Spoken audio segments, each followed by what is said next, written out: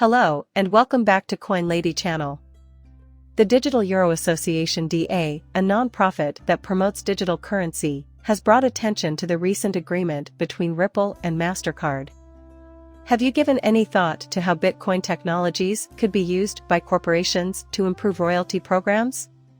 Top editors at prominent American periodicals have recognized Ripple as one of the top 100 companies for its dedication to its employees and local community. Do they, however, have the XRP community's best interests at heart? The Securities and Exchange Commission has finally filed a motion to withdraw one of its solicitors from its continuing legal battle with Ripple. The question is why this decision was made at this pivotal juncture. Stay with me, I'm almost done. For information. If this sounds like something that would pique your curiosity, don't hesitate to watch this brand new video. Several members of the Digital Euro Association have become early participants in MasterCard's CBDC program, prompting the association to tweet their excitement over the development. Both Fluency and Ripple are members of the virtual euro community. The Pro-Central Bank Digital Currency Association has announced its enthusiasm at the rapid adoption of CBDC and the expertise of its members in the use of Ripple as early adopters of CBDC. The DA's confirmation of Ripple's involvement in the MasterCard CBDC program piqued the interest of the XRP community. Recent partnerships in the financial sector indicate that the reform has been positively received. I am optimistic about XRP's future, as one XRP supporter in Spain put it. MasterCard has made a statement on how financial regulators' efforts to regulate CBDCs have not garnered as much attention as cryptocurrencies. The renowned payment processor has seen the rising demand for CBDCs.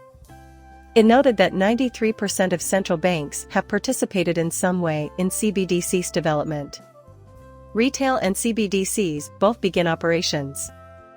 MasterCard's global regulatory champion, Jesse McQuarters, argued that security and privacy concerns, as well as the private sector's participation and CBDC issuance, must be taken into account for proper implementation by central banks. To do this, MasterCard launched the CBDC Partner Program and asked prominent companies in the cryptocurrency sector to participate. The purpose of this study is to increase familiarity with CBDCs and their potential uses and limits. The plan's secondary objective is the creation of a viable, user-friendly, and secure implementation strategy. Moreover, it featured Ripple's collaboration with the government of the Republic of Palau to launch a nationally endorsed stablecoin. Notable countries that cooperate with Ripple CBDC include Colombia, Bhutan, Montenegro, and Hong Kong. If you want to be among the first to know about any developments, please subscribe to our channel and click the bell icon. Concerning XRP, using cryptocurrency to simplify the company's loyalty program is contested against the company's own traditional loyalty programs. It's amazing to see how widespread the desire is among executives and customers for improved, incentive-based systems. According to a survey that included over 400 business leaders, 70% believe that implementing digital loyalty programs has increased customer retention. Respondents' companies increased loyalty spending in the most recent cycle, according to a large proportion of the sample. Even if you put in extra time and energy to create a loyalty program, that doesn't ensure it will be successful. Customers have trouble keeping track of their rewards and figuring out how they add up, which is a major point of emphasis for Ripple. The survey also suggested that some companies periodically introduce restrictive features that upset clients to the point of quitting the program completely. Ripple, on the other hand, noted that businesses are gradually adjusting their loyalty reward schemes to address the difficulties they present, and it highlighted specific crypto-based solutions that can boost the efficacy of loyalty. One of Ripple's main arguments is that users who sign up for many loyalty programs are more likely to have their identities stolen because they have to provide their personal information when signing up for each program. The statement read in part alleges that there are multiple opportunities for leaks or theft of personal information when customers provide it as part of loyalty programs. Meanwhile, crypto-based solutions, such zero-knowledge proofs for decentralized identity, are crucial. This is what Ripple says. One example of a decentralized identification is a blockchain wallet identifier that includes associated metadata, including private information. Information is safeguarded by storing it off-chain. To verify a customer's legal drinking age and identity, ACCA proofs use ZK proofs to affirm information to a third party while concealing the information's real substance. Ripple provided a working example of decentralized identification and ZSK proof. If a person's birth date indicates that they are at least 21 years old, the website may inquire. The answer is yes, but you shouldn't reveal your exact date of birth just yet. Ripple further stresses that verifying profiles through a decentralized system would be more efficient. Decentralized identity in a commercial Bitcoin environment requires interaction via crypto wallets. As a result, Ripple proposes that companies consider adopting stable currency to tokenize incentive programs. Notably, many companies have begun using loyalty program solutions based on the blockchain. Companies he has worked with up to this time include Singapore Airlines, Venmo, and airBaltic. Ripple was also named one of the top 100 most community-minded companies in the world. In particular, People magazine, a highly respected American journal, included Ripple on its most current list of companies that care. Ripple stated on Twitter that it was appreciative of its workers' efforts to improve society through ripple effect projects. It's an honor to be included in the list of the 100 companies that care by the people.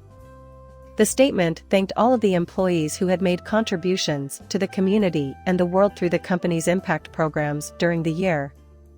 You may remember that earlier this month, Ripple was honored for its charitable work and awarded a prize. Companies who go above and above to appreciate their customers are singled out on People's annual list. Companies that actively support their employees' efforts to make the world a better place are also taken into account. Ripple was rated alongside other prominent American health-oriented companies in the 2020 free edition. Adobe Systems, Vidya HP, and MasterCard are three more prominent businesses in the IT industry that have achieved a great level of success.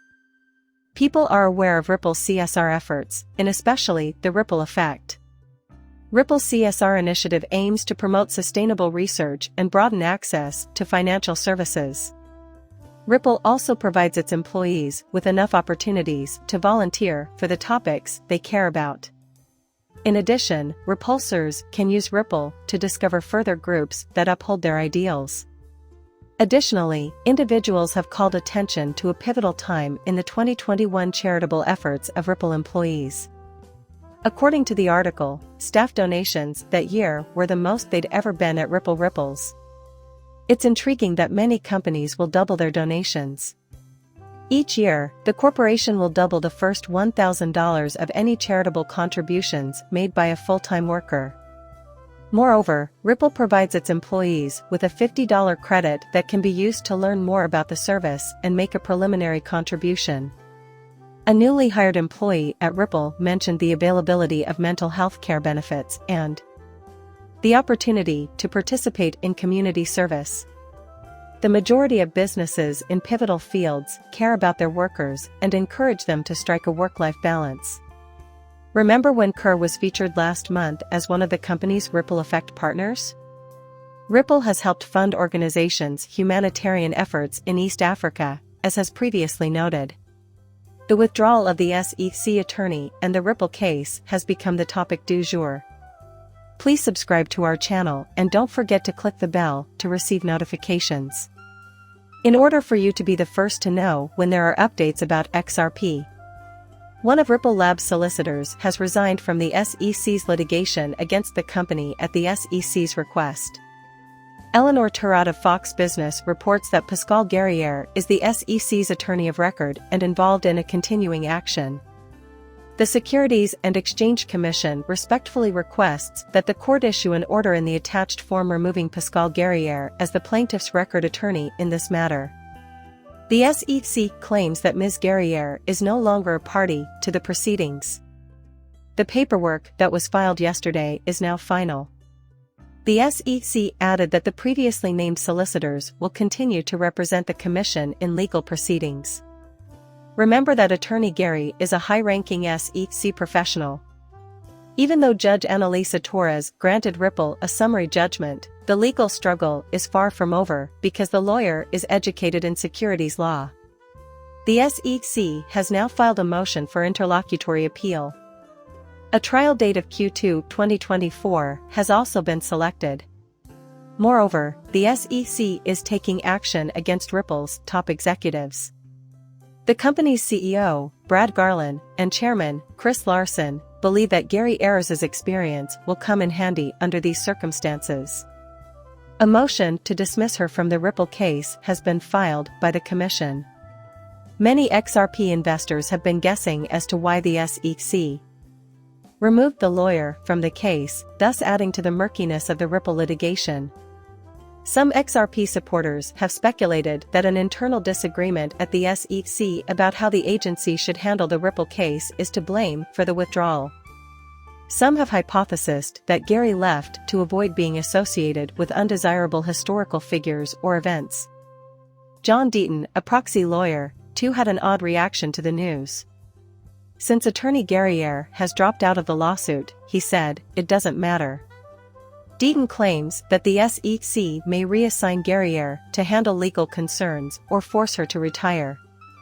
He noted that attorney Gary Ayers stopped working on the Ripple case after a colleague, George G. Tenreiro, was promoted, and that she claimed she got involved in the issue after Dubin Bliss left the commission to work for the bankrupt cryptocurrency lender, BlockFi. Deaton, William Hinman's attorney, argues that Gary Ayers was picked to give the opening statement in the case by Tenreiro, an SEC attorney-in-chief.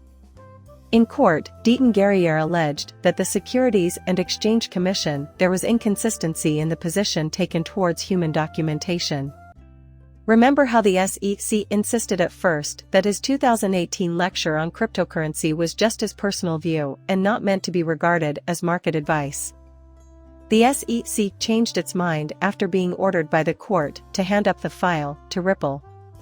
It was claimed that Hinman, who managed the SEC's company finance branch, spoke on its behalf.